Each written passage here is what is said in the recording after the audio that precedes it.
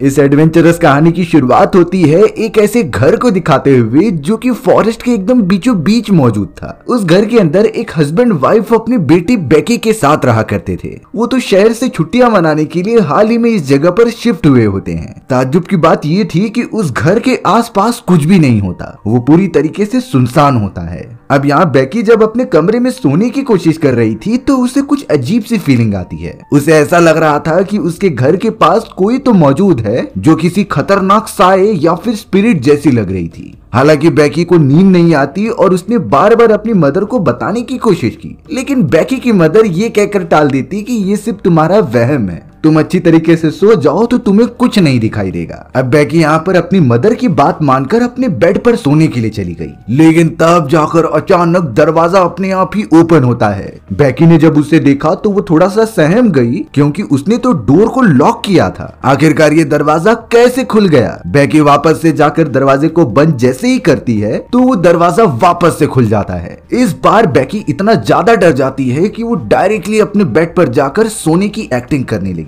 लेकिन जब वो दरवाजे के अंधकार में देखती है तो वहां पर कोई आकृति उसकी तरफ बढ़ रही थी।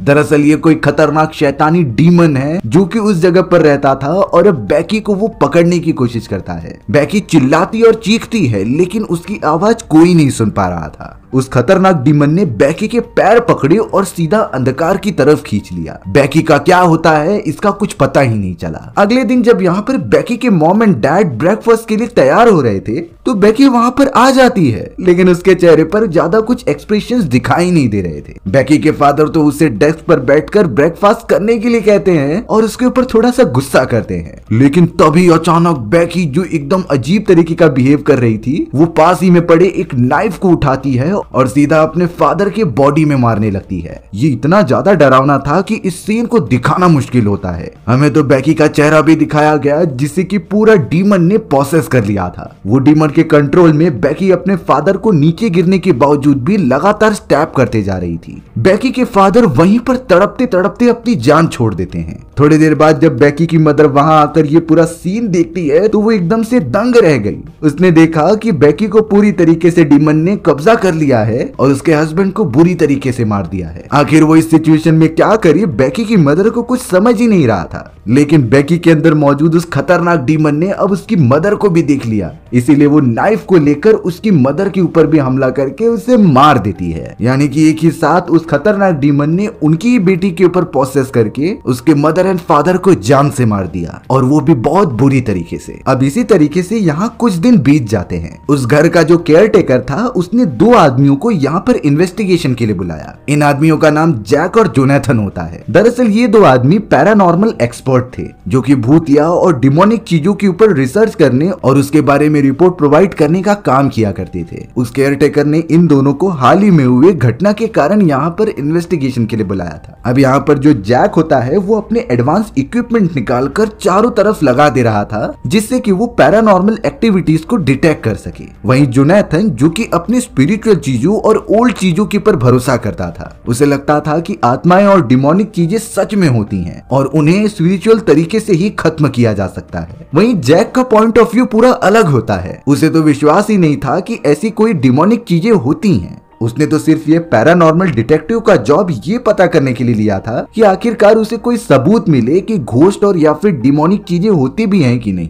जैक का सिंपल ये मानना था कि ये इंसानों के दिमाग में होने वाले कुछ चेंजेस हैं जो कि उन्हें बहुत ही बुरा बना देते थे, और फिर अजीब सी घटनाएं होने के बाद लोग उन्हें डीमन या फिर भूत का नाम दे देते थे। अगले दिन जॉन और जोनाथन को वो केयर टेकर अपने सामने बिठाकर कुछ फाइल्स प्रोवाइड करता है। वो उन्हें सब कुछ इन्फॉर्मेशन दे रहा था कि उन्हें किस चीज के ऊपर पैरानॉर्मल एक्टिविटी के साइंस देखने हैं। उस केयर टेकर ने ये भी कहा कि इस घर के जो मालिक हैं उन्होंने ही तुम दोनों को यहाँ पर बुलाया है और वो चाहते हैं कि तुम दोनों मिलकर इस भूतिया घर को इन्वेस्टिगेट करो जिससे कि ये पता चल पाए कि आखिरकार इस घर के अंदर ऐसी कौन सी डिमोनिक शक्तियां मौजूद है जो यहाँ पर आने वाले लोगों को बहुत बुरी तरीके से मार देते हैं। उस केयर टेकर ने तो जॉन और जोनाथन को कुछ फोटोज भी दिखाए जो लोग यहाँ पर रहने आए थे, लेकिन उनमें से कोई भी 3 दिन से ज्यादा यहाँ पर जिंदा नहीं रह पाया। किसी न किसी तरीके से उनकी मृत्यु हो जाती और ये बहुत ही खौफनाक होती है। यहाँ तक कि वो केयर टेकर उन्हें उस फैमिली के बारे में भी बताता है जिसके अंदर उनकी बेटी के ऊपर डीमन ने कब्जा कर लिया और फिर अपनी ही मदर एंड फादर को मार दिया। और बाद में इन्वेस्टिगेशन करने के बाद उस लड़की की भी डेड बॉडी छत पर पाई गई।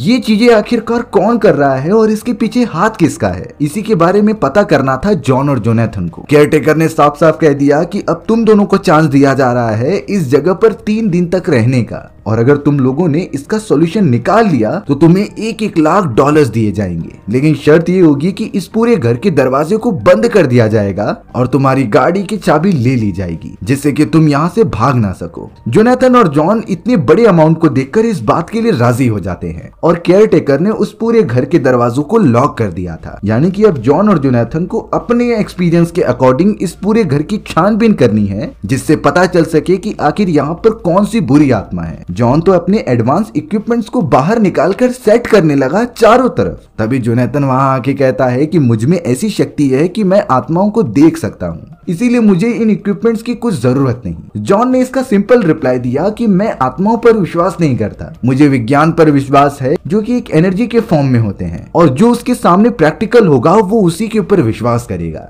दोनों ही धुरंधर अपने काम पर लग गए और अपनी अपनी तरीके से इन्वेस्टिगेट करने लगे। अब जोनाथन जब यहाँ पर घर की छानबीन करते हुए आगे बढ़ रहा था तभी अचानक उसे बेबी वाली साइकिल अपने आप ही चलते हुए दिखाई देती है। हालांकि जोनाथन जब उसके पास जाता है तो वो साइकिल रुक गई, जिससे कि जोनाथन को लगने लगा कि शायद ये हवा की वजह से आगे बढ़ रही हो। वहीं दूसरी तरफ जॉन भी अपनी इन्वेस्टिगेशन स्टार्ट कर चुका था। वो ट्रेवल करते हुए ऊपर वाले कमरे में चला जाता है जहाँ पर बेकी नाम की उस छोटी लड़की की डेड बॉडी मिली थी। जैसे ही वो अंदर की तरफ जाके देखने लगा तो वो दरवाजा अपने आप ही बंद हो रहा था। जॉन जब उस चीज को देखता है तो उसे लगा कि शायद ये दरवाजा खराब हो चुका है, लेकिन जैसे ही वो दूर जाने लगा तो वो दरवाजा अपने आप ही बंद हो गया। ये चीजें जॉन को थोड़ा सा चौंका देती हैं। हालांकि उसने अपने डिवाइसेस पर भी नोटिस किया कि इसमें फ्लक्चुएशन हो रहे हैं कि नहीं, और उसे सच में कुछ फ्लक्चुएशन दिखाई दे रहे थे। जॉन को ये नहीं समझ में आता क्योंकि उसने अपनी सारी इन्वेस्टिगेशन रात होने पर की थी और जितना उसे पता था कि सारे डीमन और भूत रात के समय ही बाहर निकलते हैं, लेकिन उसे दिन के समय ही इतने ज्यादा वाइब्रेशंस मिल रहे थे। इसीलिए जॉन सोचने लगा कि ये शायद फॉरेस्ट के मैग्नेटिक फोर्स की वजह से हो रहा है, जिससे कि मेरे डिवाइसेस अच्छे से काम नहीं कर रहे। अब अचानक जॉन और जोनाथन अपनी इन्वेस्टिगेशन करते हुए एक दूसरे से टकराकर डर जाते हैं। लेकिन अब यहाँ इकट्ठा होने पर जोनाथन जॉन को एक बहुत ही पुरानी गन दिखाता है जो कि अभी भी काम कर रही थी। तो उन दोनों ने इस गन को अपनी प्रोटेक्शन के लिए रख लिया। दोनों ने अपनी अपनी इन्वेस्टिगेशन की तो थी, और चौंकाने वाली बात होती है कि ना जॉन को जोनाथन पर भरोसा था और ना ही जोनाथन को जॉन पर। अब यहाँ थोड़ी सी रात होने के बाद जोनाथन सीधा चला आता है अपनी रिचुअल परफॉर्म करने के लिए। उसने चारों तरफ कैंडल्स जला दी और एक रिचुअल वाला पाउडर चारों तरफ बिछा दिया। वो एक अजीब तरीके का बोर्ड अपने सामने रखता है जिससे कि आत्माओं से बात की जा सकती थी। हालांकि अब जोनाथन का ये सारी चीज देखने के लिए जॉन भी वहां पर आ गया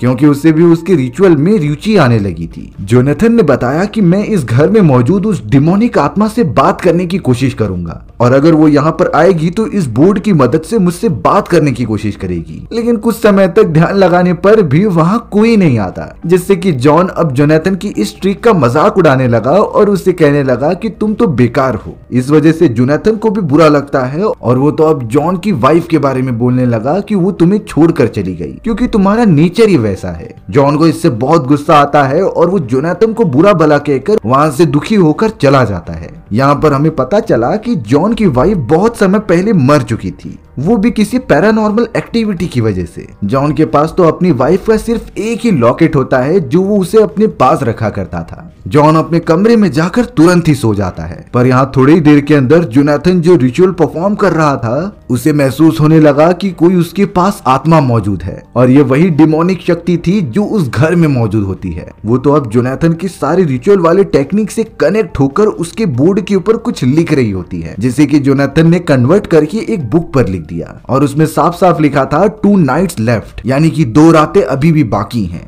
जोनाथन ने इससे पहले बहुत सारे पैरानॉर्मल इन्वेस्टिगेशन किए थे, लेकिन ये जो डिमोनिक शक्ति उसने महसूस की है ये बहुत ही खतरनाक और डेविलियस है। उस मैसेज को देखने के बाद जोनाथन इतना तो समझ गया था कि जरूर उन दोनों के साथ 2 नाइट्स के अंदर कुछ होने वाला है, या तो वो डिमोनिक शक्ति उनके ऊपर 2 दिन के अंदर हमला करेगी जिस तरीके से उसने बाकी सारे लोगों के ऊपर किया था। लेकिन जोनाथन ये बात जॉन को नहीं बताता उन दोनों के अंदर तो एक दुश्मनी की भावना जागने लगी। इसीलिए अगले दिन से वो दोनों अपना अलग अलग इन्वेस्टिगेशन चालू कर देते हैं। यहाँ पर जॉन जब सोया हुआ था तो उसे बहुत ही अजीब तरीके के सपने आते हैं। वो किसी घोस्ट को देखता है जो किसी बाथ टब में बैठी हुई थी। इन सारी चीजों की वजह से वो उठ गया। तभी उसे दरवाजे के पास किसी की परछाई दिखाई देती है, जिसे कि वो देखने के लिए बाहर चला गया, पर वहाँ कोई भी नहीं मौजूद था। अब अगले दिन जॉन अपने इन्वेस्टिगेशन में लगा था उन सारे पैरानॉर्मल एक्टिविटीज के ऊपर। जोनाथन अब जॉन के पास आकर ये उसे बता देता है कि कल मैंने उस डीमन यानी कि घोस्ट से बात की थी और उसने मुझे 2 नाइट्स के बारे में बताया है। लेकिन जॉन यहाँ पर जोनाथन की किसी भी बातों पर भरोसा ही नहीं करता, क्योंकि उसने उसकी वाइफ का मजाक जो उड़ाया था और अब वो पूरी तरीके से अलग हो चुके हैं। जोनाथन ने अब सारी चीजों का पता लगाने के लिए घर के चारों तरफ मोशन सेंसर्स लगा दिए थे, जिससे कि अगर जरा भी कोई यहाँ से वहां जाएगा तो उसके बारे में पता चल जाएगा। साथ ही साथ हर कोनों में कैमरास भी लगे थे। पर जोनाथन यहाँ जॉन को एक और बार समझाता है कि तुम्हें विश्वास करना ही होगा, साथ ही साथ हमें थोड़ा सावधान रहना पड़ेगा, क्योंकि आज की रात के बाद उस डिमोनिक शक्ति का हमला और ज्यादा बढ़ जाएगा। अब यहाँ जॉन जब यहाँ पर अपनी इन्वेस्टिगेशन कर ही रहा था तो उसे अचानक किसी के भागने की आवाज आती है। वो जैसे ही किचन वाले एरिया में आया तब उसे कई सारी मक्खियां दीवारों और खिड़कियों पर बैठी हुई दिखाई दी, लेकिन उस जगह पर तो ऐसा कुछ भी नहीं था जिससे कि मक्खियां वहां आकर बैठे। पर तभी अचानक उसे ऊपर वाले स्टेयर्स से उस छोटी लड़की बेकी की आत्मा दिखाई देती है। वो तुरंत ही जॉन को देखकर वहां से दूर भागने लगी। जॉन को सच्चाई पता करनी थी, इसीलिए वो उस आत्मा का पीछा करने लगता है। हालांकि अपस्टेयर्स जाने के बाद वो आत्मा कहीं दूर गायब हो गई और अब तो जोनाथन भी उसके पास आ जाता है, जो कि जॉन से पूछने लगा कि आखिर तुमने क्या देखा। जॉन उसे बताता है कि मैंने उसी बेकी नाम की लड़की की आत्मा देखी। जोनाथन ने उसकी फोटो भी दिखाई, जिसके बाद जॉन उसे कंफर्म करता है कि यही वो लड़की थी। पहली बार जॉन के चेहरे पर थोड़ी सी डर दिखाई देता है, क्योंकि उसने इन सारी चीजों को पहली बार रियलिटी में एक्सपीरियंस किया था। जोनाथन समझ चुके थे कि जरूर उस आत्मा ने एक्टिवेशन होना स्टार्ट कर दिया है और वो हम पर हमला जरूर करेगी। उन्हें अचानक एक कमरे से आवाज आया तो वो दोनों देखने के लिए चले गए। उस कमरे के अंदर एक डॉल रखी गई थी जिसका सर कटा हुआ था और उसमें से खून निकल रहा था। जॉन जब उस खून को जाकर चेक करता है तो वो एकदम ताजा था, जिससे कि वो इतना समझ गया कि इस घर के अंदर जरूर कोई डिमोनिक शक्तियां मौजूद हैं। उस दिन से ही जॉन काफी उदास रहने लगा और अपनी इन्वेस्टिगेशन पर फोकस करने लगा। पर उन्हें क्या पता था कि कुछ ही दिनों के अंदर अंदर उनकी भी हालत बाकी सारे लोगों जैसी होने वाली है। जोनाथन तो अब इन सारी चीजों से परेशान होकर एक हॉली किताब निकालता है, जिसकी मदद से भूतों और प्रेतों को भगाया जाता था।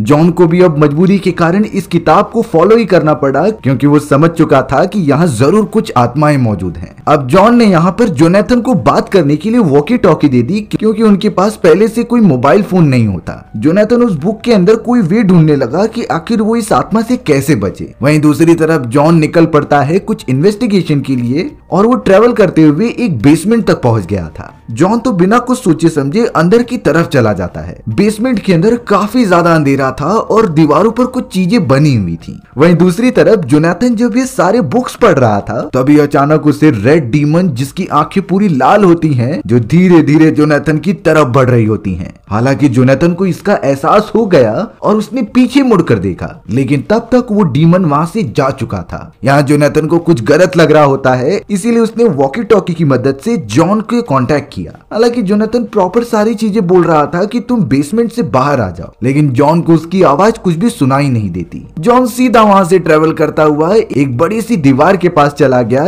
जहां पर कुछ सर्कुलर स्ट्रक्चर्स बने हुए थे। वो स्ट्रक्चर्स तो खून से बने होते हैं, वो भी ताजा ताजा। साथ ही साथ उस जगह पर कुछ अजीब तरीके की चीजें लिखी गई थी, जैसे कि फिलहाल के लिए जॉन समझ नहीं पाता। वो अपनी इन्वेस्टिगेशन कर ही रहा था, तभी अचानक उस लड़की का भूत वहां पर आकर जोर से चिल्लाता है, जिसे कि जॉन ने देख लिया और वो बहुत ही ज्यादा डर जाता है। हालांकि उस भूत ने जॉन को चोट नहीं पहुंचाई, लेकिन वो डर गया था। यहाँ हमें अब जोनाथन को दिखाया गया, जो कि लगातार घूमते हुए बेसमेंट की तरफ आ रहा था। पर तभी वो दरवाजा अपने आप ही बंद हो जाता है और उसे थोड़ी दूरी पर एक आदमी खड़ा हुआ दिखाई दिया। जोनाथन को लगा कि ये तो जॉन ही होगा जो इन्वेस्टिगेशन कर रहा था। पर जैसे ही वो अनजान आदमी सामने आता है तब पता चला कि ये बेकी के फादर की आत्मा है, जो बहुत ही ज्यादा खतरनाक दिखाई दे रही थी और जोनाथन को गुस्से से देखती हैं। बेकी के फादर ने अपने पीठ के पीछे से वो चाकू निकाला और सीधा जोनाथन की तरफ आ गया हमला करने के लिए। जोनाथन ने अपना हाथ आगे कर दिया था, जिससे कि उसे चोट लग गई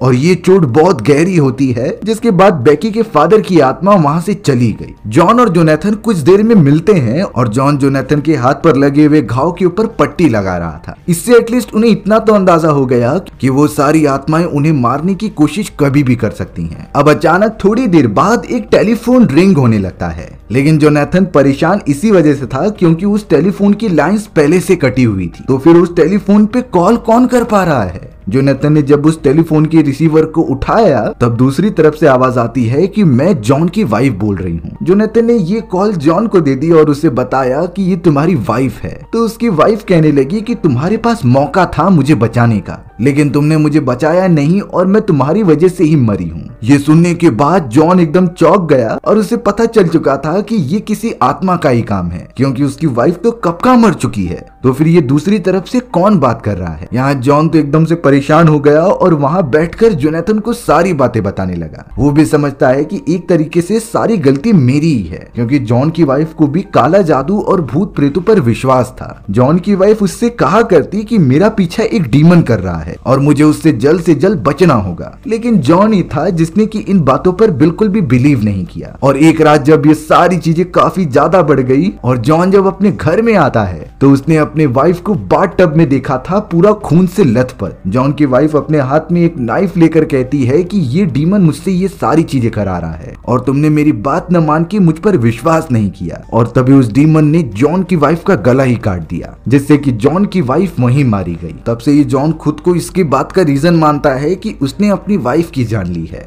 यहाँ पर जोनाथन जॉन को बहुत ही ज्यादा सपोर्ट कर रहा था, क्योंकि इस पोजीशन पर उसे मदद चाहिए थी। जोनाथन जॉन को कहता है कि हमें और मजबूत होना पड़ेगा। उन खतरनाक डीमंस के साथ साथ यहाँ पर कई सारी आत्माएं मौजूद हैं, इसीलिए हमें इस तरीके की टेक्निक अपनानी है कि वो हम पर हमला न कर सके और हमें चोट न पहुंचे। थोड़े समय के बाद उन दोनों ने बहुत सारे हथियार ले लिए थे जो कि उस घर में पड़े होते हैं। ये सिर्फ और सिर्फ उनकी प्रोटेक्शन की बात थी, ये सिर्फ और सिर्फ उनके प्रोटेक्शन के लिए था। अब यहाँ पर जॉन को उन सारी चीजों में एक फोटो फ्रेम दिखाई देती है, जिसके अंदर पूरी फैमिली एक साथ बैठकर फोटो खिंचा रही थी। ध्यान से देखने के बाद उन्हें वो बूढ़ा आदमी वहाँ पर दिखाई देता है जो इस जगह का केयर टेकर था। जॉन और जोनाथन ये नहीं समझ पा रहे थे कि आखिर ये आदमी कितना पुराना है। इन सारी चीजों की वजह से वो दोनों इतना तो समझ गए थे कि वो आदमी मर चुका है और जो केयर टेकर उन्हें यहाँ पर छोड़ कर गया था वो जरूर कोई आत्मा है और वो हमें फंसाना चाहती है। जॉन ने तो उस फोटो फ्रेम के अंदर वही सारी चीजें देखी जो उसने बेसमेंट के अंदर देखा था, जिसका साफ साफ मतलब लिखा होता है डीमन का बदला, यानी उनके साथ अब कुछ बुरा घटने वाला है। उस फोटो फ्रेम को देखने के बाद उन्हें कुछ इन्फॉर्मेशन मिलती है कि कई साल पहले इस जगह के ओनर का बेटा बहुत ही ज्यादा क्राइम करता था। उसने इतने सारे लोगों की जान ली कि उसे बहुत ही बुरी तरीके से मार दिया गया और फिर शायद उसी आदमी की लड़की की आत्मा एक डीमन में बदल गई, जो शायद से वो रेड डीमन है और लोगों को बहुत बुरी तरीके से मारता है। अब एक तरीके से जॉन जोनाथन उस कमरे के अंदर फंस चुके थे। उन्हें किसी भी हालत में डीमन को यहाँ से खत्म करके बाहर निकलना होगा, क्योंकि सारे दरवाजे तो लॉक्ड हैं। जोनाथन अब जॉन को अपनी एक रिचुअल टेक्निक बताता है और एक सर्कुलर पाथ बनाकर इससे बाहर ना निकलने के लिए कहता है, क्योंकि वो डीमन से कांटेक्ट करने की कोशिश करेगा। थोड़ी देर तक जब जोनाथन एकदम ध्यान में चला गया तो जोनाथन को पीछे से कुछ आवाजें आती हैं। वो तो अब बिना कुछ सोचे समझे उस सर्कल से बाहर निकलकर आवाज के पीछे चला जाता है। नीचे उतरने के बाद जॉन को एक अजीब सी लेडी दिखाई दी जो बहुत ही ज्यादा खतरनाक दिख रही होती है। उसने तो जॉन के ऊपर हमला कर दिया, जिससे कि वो जोर से चिल्लाने लगा। जोनाथन को जब उसकी आवाज सुनाई देती है तो वो भी उसकी मदद करने के लिए चला गया,